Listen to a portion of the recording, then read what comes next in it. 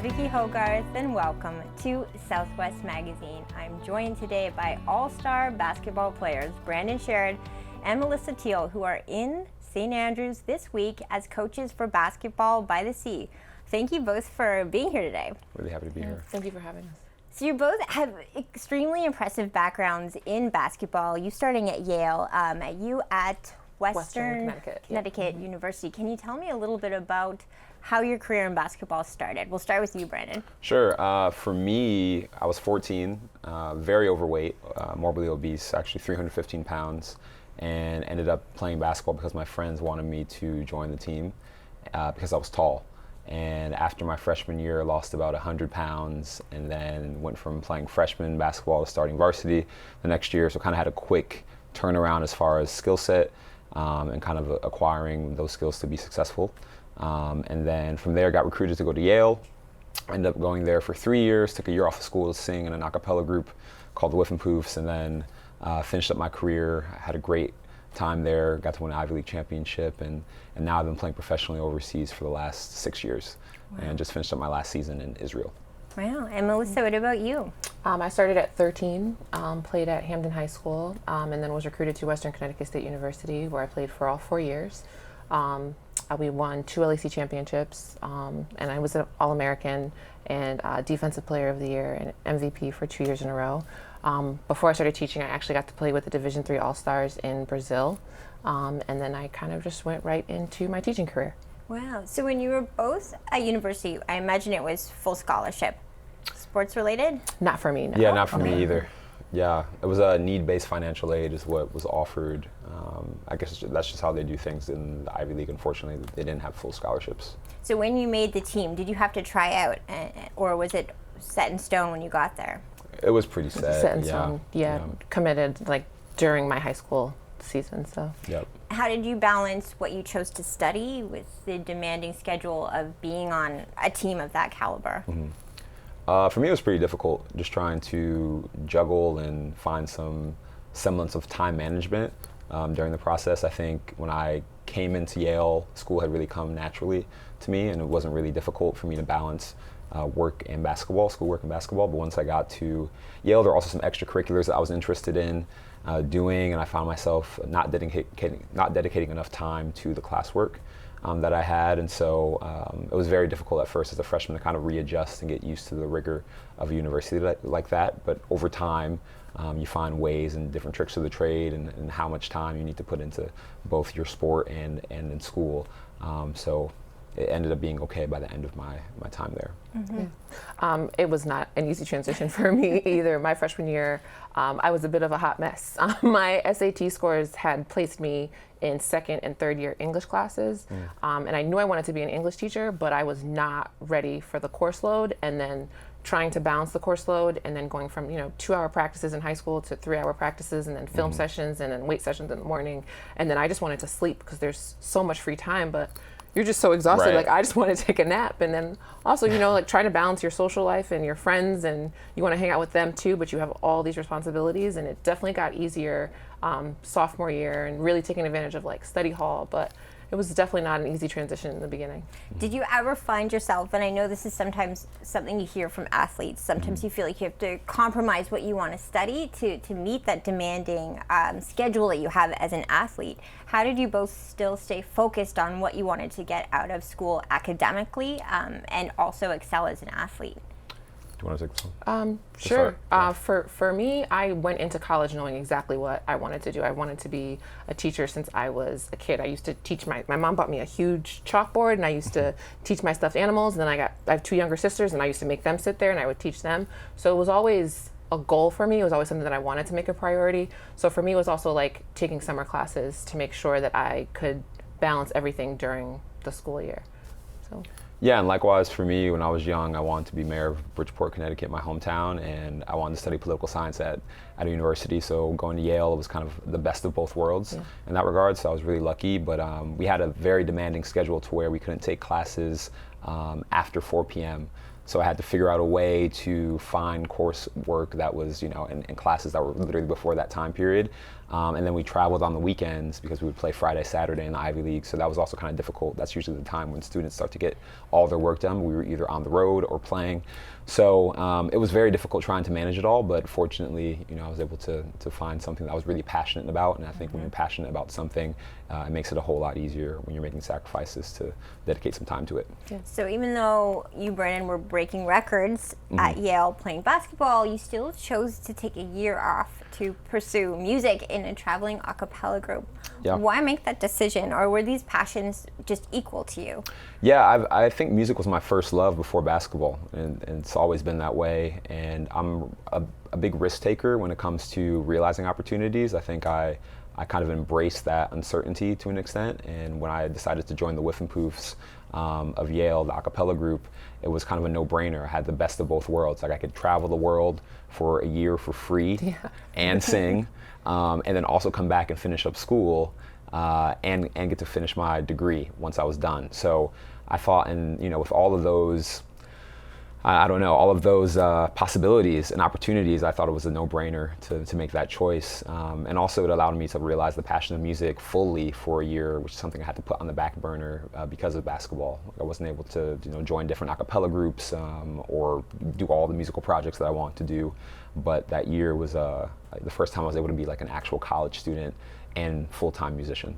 And is this something from my Instagram stalking that I may have noticed that you're still pursuing? Are you on Spinach Records? Do you have a record deal? I am. So I'm the VP and co-founder of a mental health record label called Spinach Records.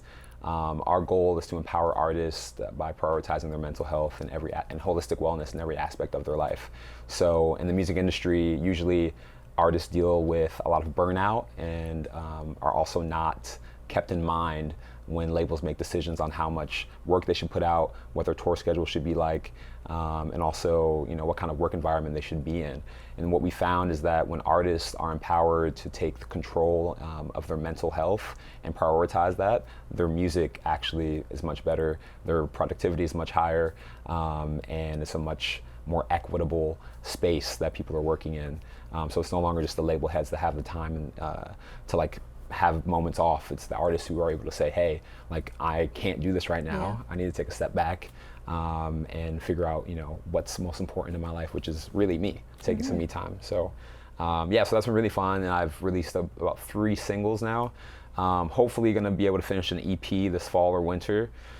And that's been fun. So I still get to keep both of my passions with me, and it's been a blessing to be in different countries. I've actually recorded 2 of the singles in Italy. And then I also got to do the last one in Tel Aviv. Wow. Say their name, stream them now. Yeah, I know, right, exactly. So if you guys see Fine By Me, Netflix and Chill, the other one is Corona Freestyle. That was actually during the pandemic, so that was fun too. On that topic of mental health or just general well-being, what did you both take from basketball just as something that's brought you through life? What did it give to you in all aspects of your life, from the age that you started playing till now? For me, the word that jumps out is perseverance. That things get really, really hard, and for a lot of people struggled. As a teacher, I saw even the transition back into school. There's so many students who are struggling, and the concept of perseverance and keep going when things are hard and when everything is in you telling you to quit and give up. And basketball has really just developed that skill. I see that in a lot of people where you find that inner voice that tells you to keep going, and you keep falling down, but you find the strength to stand back up. So that's one of the biggest lessons basketball. Sure. For me, I think it's a couple things. One is community. I've really found a lot of solace in being in a team sport, and I've made so many amazing friends who have been extremely supportive, and people that I still stay in contact with from years ago. And basketball is a really big family, and you find that even when you're traveling and playing abroad, there are a lot of similarities, whether that's personalities or even playing styles. There's a lot of common ground that you can find with people, and that's really strengthened me and encouraged me. And then also sanctuary. I really preach that to kids, and kind of using basketball and working out and taking care of yourself as a safe space, being able to really use the court as a means to forget about anything else that's going on in the world. And I think that we've seen in a number of different fields how sports really unifies us and also helps us forget about some of the craziness that's happening around us. Yeah. So I think those are probably the two biggest things for me. Yeah, it's really universal. When I went to Peru, you walk down the street and they see you and you're tall and they're like, "Do you want to play with us?" It's Right, just right. It's immediate community. For you sure. know? Yeah. For your life, you went from being player of the year at your university and in your division to being teacher of the year this year at your high school. How did basketball and your life in basketball set you up for, I mean, you're here today as teachers, as coaches, but you are a teacher in general, all around in everything you do right now. Definitely. Basketball has made me a better coach, a better teacher. It's you look at things, being at both angles, you see things and you learn to understand how people learn and how people dissect information, and you could think about like your personal experience and I wish someone had explained this to me and how can I make this sound different so that it's accessible to everyone. And it was such an honor to be teacher of the year, but I said this when I had to give the speech, but it was really on the students and their willingness to be open-minded and trying to learn new things and push themselves. And that's essentially what you learn from basketball, whether you're thrown in a different position. So one day you are the center, the next day you have to be a forward, or you're taking the ball up the court, whatever the case is. You learn to be adaptable. And as a teacher, you have to be adaptable because you just don't know what's going to happen that day. So it's definitely a skill that you walk away with and you can use in all areas of your life. In this part of the world, we might be home to the world's oldest basketball court. That's right. But we don't often have the opportunity to have people like you both here as coaches at your skill level. Why is it important to you to bring what you've learned to a place like rural New Brunswick, where we might not be exposed to your level of playing and teaching, but you're still bringing this here for a week? Yeah, I think exposure is extremely important in terms of just being educated and having a different perspective. I think we can both attest to the fact that basketball has given us a great deal of perspective, as you were saying, how to deal with people, how to be adaptable, how to build community in a relatively quick amount of time, not really having to like vet and check people all the time, being pretty open. And being here in St. Andrews has been like a real godsend for us too, because we do get a chance to kind of like rewind, recalibrate, and also experience the community, which is totally different than Connecticut, I'd say. One, obviously in scale, just the amount of people and the size of the city itself, but the differences between working with Canadian kids and working with American kids. I think that it's very different. I think what we found is that the Canadian kids are a little bit more easygoing. Like it's an easier camp setting than back in the States. No offense to all the American kids that may be watching this, but yeah. So I think that's really important. And also, if we can instill and inspire and impact the next generation, and they have access to us, that's something that I know for myself I didn't have growing up. So just being able to be a light and a leader in that way is really cool. Have you seen the camp grow since I know that the pandemic, there was a couple years where we didn't have the camp, but since you've been involved with it for quite some time, have you seen some of the kids year after year, and have you seen the camp itself grow in terms of interest? Yeah, I guess I'm the last person standing from the original group. Yeah, it's only my second year. Right, from 2014, and it has grown. I think Joe's done an amazing job. Shout out Joey T, and just really building community. And I think St. Andrews and one of the reasons why Joe comes back is because the community is so strong. Right. And people really show up for each other and are really involved, and parents are also involved in their child's life. And so it has grown. I think there's still more room to grow, and hopefully we can continue to do this for the next 5 to 10, 15 years. And maybe that'll outlive us as well, the legacy at some point. But it's been really cool to be a part of that, and I think it's really just a testament again to the kind of community and environment that's here. Absolutely, and I feel like basketball opens doors, and sometimes those doors are like traveling and playing overseas, but sometimes those doors are more in your career and the life skills that you develop. So like I think it was in Time magazine about how most women in positions of leadership played a sport at some point in their life, and to be able to pass that to this community and build those skills and find those leadership skills and give them an opportunity to learn something different about themselves. I think it's important that as players that we pass on that knowledge to the next generation of players too. Can you tell me a little bit about what your year, Brandon, will be like next year? You're a free agent. Right. What does that mean in terms of your professional basketball career? Sure. So I guess as of now, I'm unsigned and unemployed. So unemployed. Usually how it works is after you finish your season, if you sign a one-year deal, during the summer, you have that period of free agency where you're just trying to figure out where you're going to go. So your agent reaches out to you with different potential deals, and you kind of choose from what's available. And I'm really at peace right now with just trying to find a place that's best for me. One that has both the basketball prowess and like competitiveness that I need personally, but also a place where I can like enjoy for the 9 to 10 months I'm going to be living there. Yeah. I have been in places where I haven't enjoyed the environment completely, and I've seen how that's affected my game on the court and also my life off the court. So yeah, in this period of time, I'm just doing some mentorship, working with a number of different kids with basketball skills, and trying to just be as present as possible while I'm in the space that I'm in. And if that goes on until December, then so be it. But whatever's for me won't pass me, and I'm kind of just living in that. Right. So. I will say, when you live in a small community like this, what the benefit that some kids have here, though, is time Right. to practice and put into their sports, whether it's basketball. We have some soccer stars in the area, some hockey stars.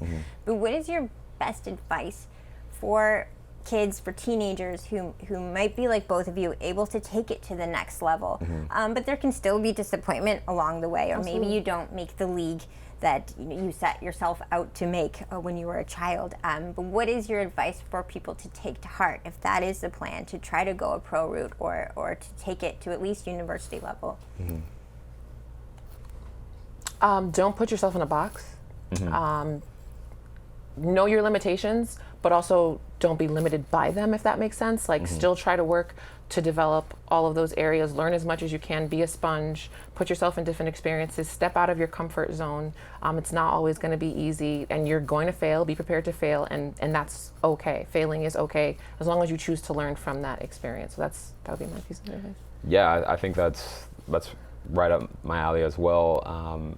One thing I've been learning more, even as a professional myself, is like, as you said, life is never easy. Like, nothing's ever easy, and nothing's ever given to you. And even after you accomplish things that you think are really difficult, and you think it's going to get easy, it doesn't get easier. Kara Lawson, she's the head coach of Duke women's basketball. She said something that was really powerful. She said that life never gets easy, you just get better at doing hard things. And then once you get better at that, then you start to add on to like what you've already accomplished or like set out.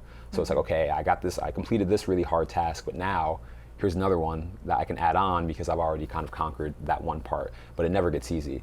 So if you keep that in mind, I think that allows for some level of, again, perseverance, continual striving, and ambitiousness, or and ambition, excuse me, to like get to the next step. And it doesn't have to be basketball either. As you said, you don't have to specialize. You don't have to think that life isn't everything, or basketball isn't everything. There's more to life than basketball, and there's so much world to see and so many things to accomplish and do and discover. So just be open. And yet we are on teams our whole life in Right, so many ways, for whether sure. at work, sometimes in circles of friends and your family. You touched on this earlier, Melissa, but what does basketball or sports in general that are team oriented teach you and set you up for in life that if you're not involved with them, you might not have so early ingrained in you? I'm going to steal Brandon's answer from before, and it's community. So I think Joe mentioned a little bit about, I actually had a kidney transplant about a year ago, and it was so the average person waits 8 years to receive an organ, which is also my plug that if you can donate, please donate. But when I was on dialysis and I had to step away from coaching at the college level for a while, I was only able to get through all those situations because of the community that I had built. And a lot of that community was my basketball family. Like, even Brandon would call me throughout the year just to like check on me, which was great. So it was, and again, like we were talking about before, when you say that it's so much bigger than basketball, when you're a part of something that's bigger than yourself, and you learn to push through certain things and overcome certain things. And it's been a crazy year, but it's also been really stable because of the community that I've been able to build through basketball, which has been awesome. So, and are you coming through that now? And what do you take away from that experience when you've had a career that is so tied to your physical well-being and strength.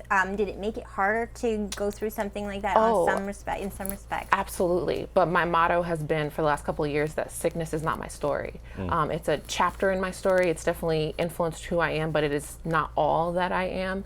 And I would say that to anyone who has some kind of ailment that they feel like they're too afraid to try something, that sickness does not have to be your story. So that's definitely been one of my biggest takeaways from that. You have a long history of coaching other people, but what kind of advice did you give yourself when you had to coach yourself through that time?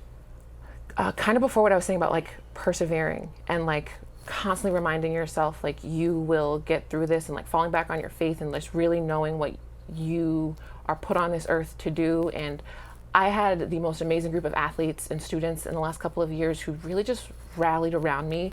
And a lot of people knew that I was sick. So if I looked like I was lightheaded in class, Miss Teel, you want me to get you some water? Like, it was just, again, community. So it was that concept of just telling yourself, like, you will get through this. There are people who love you. There are people who need you to push through. And kind of just having that internal voice really was helpful. Coaches end up being, for those of us who've been lucky enough to have them, some of the most important people in your life. I'm in my 40s now. My basketball coach is still one of my friends who I will reach out to for life advice. Yeah. We don't live in the same city anymore, but she's still very much connected to me. What is it about a good coach that makes for a good coach? And what did you take away from some of the most influential coaches in your own life that you take, not just to what you do as a coach, but who you are as a human? I think it requires a great deal of patience at every level too. I think we kind of talk about having patience with younger kids when you're coaching them, but adults and pros probably need just as much, if not more, when you're at certain levels, and how to deal with different personalities, and obviously being able to provide advice and being a great mentor for their players. So one of my coaches that I admire a lot is James Jones. He is the longest tenured coach in the Ivy League, my coach at Yale. And he's just a great example of someone who has really understood the process of dealing with young men, making sure that they graduate, and then finding a way to provide them with resources to help them be their most successful self. And then always being supportive and checking in, and also helping us understand like resilience and how representation matters. He's the longest tenured coach, but he's also one of the only black coaches in the league, one of the few black coaches in the league. So for me, being able to see that, I was inspired on a daily basis, just by who he was and how he walked. And I hope I can do the same and kind of instill the same confidence in other youth.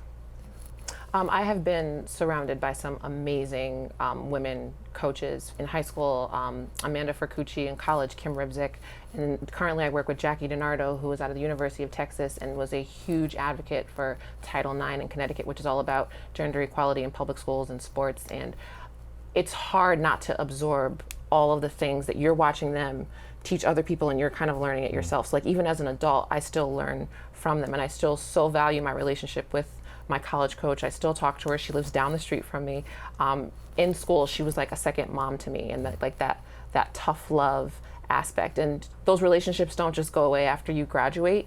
And I think that's one of the signs of a great coach.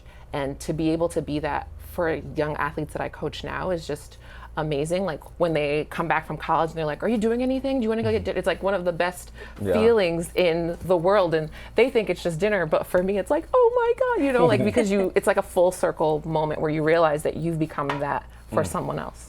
Can you tell me a little bit about where you're coaching outside of basketball camp? Yeah. What's it like in the school year for you? Absolutely. It was a very difficult year. Like, we were still in that like kind of post-COVID, and we were like wearing the mask, but then not wearing the mask. It was a transition, but I coach at Danbury High School, and it was a great year. They had 2 major upsets this season. We weren't expected to go as far as we did. I was just an amazing group of young women, 2 of which are going on to play college basketball, one at Babson, one at Endicott. So just a really great group of girls who I feel like have found their passion. And one of them, Vivian, who is not playing basketball, but is going to the University of Miami, where she's going to be pre-med. And beyond proud of her, because even though, like I said, she's not going to play basketball, I know that she has all these skills that are going to help her get through those difficult times while she's there. So. Yeah. And then Brandon, I guess, overseas playing basketball, but in the pandemic, was it just no audience? What was that whole experience like? Oh, that was insane. Yeah, it felt like just a lot of scrimmages. Just kind of playing with no fans was really difficult, and you had to bring your own energy as well. It was also hard to, I guess, just see the despair in the faces of the fans, because I think, we provide an outlet for people being athletes, and when they come to our games, especially overseas, you have a lot of people who are very passionate about the sport. So it was really difficult for them to not be present. But, there were some benefits. I think that playing in that kind of environment allows people to kind of relax. I do think that some guys succumb to the pressure of playing with a lot of fans, and I think all the nerves were out. There was no one that we had to impress aside from our coaches and players that were on the bench that we were kind of used to on a consistent basis. So I think that was beneficial for some players, but obviously, for the majority of us, I think we really like the big atmosphere and crazy scenes of fans just kind of doing everything and anything on the court. So you mentioned that you had to bring the energy, and I've felt it from a fan standpoint, but I haven't heard from a player what it felt like to just not have that crowd energy there. It was noticeable. Yeah, for sure. I think I don't think people appreciate enough how important a solid fan base is. Yeah. And that could be with any event or sport. It just changes the atmosphere.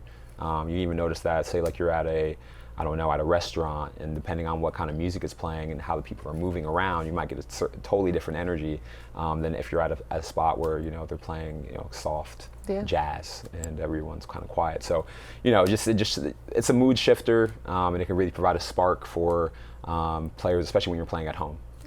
Definitely.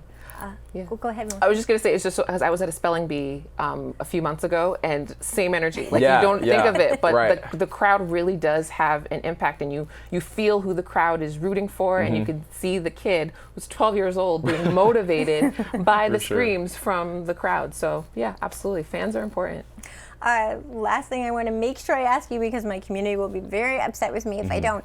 Will you be visiting the world's oldest basketball court in St. Stephen while you're here? It sounds like we have to. Yes, absolutely. I don't think we have a choice to say. Right, right. We're going to be at hopefully be at the celebrity event, I guess, that they're having. So that should be fun on Friday. But yeah, we have to get down there at some point. Well, I hope to see you there, and I hope to see you at camp this week as well. Thank you so much, both, for joining me today. Thank you for having us. My guests today have been Brandon Sherrod and Melissa Teel of Basketball by the Sea. I'm Vicki Hogarth. Thank you for watching Southwest Magazine. Southwest Magazine is a news and public affairs production of CHCO Television.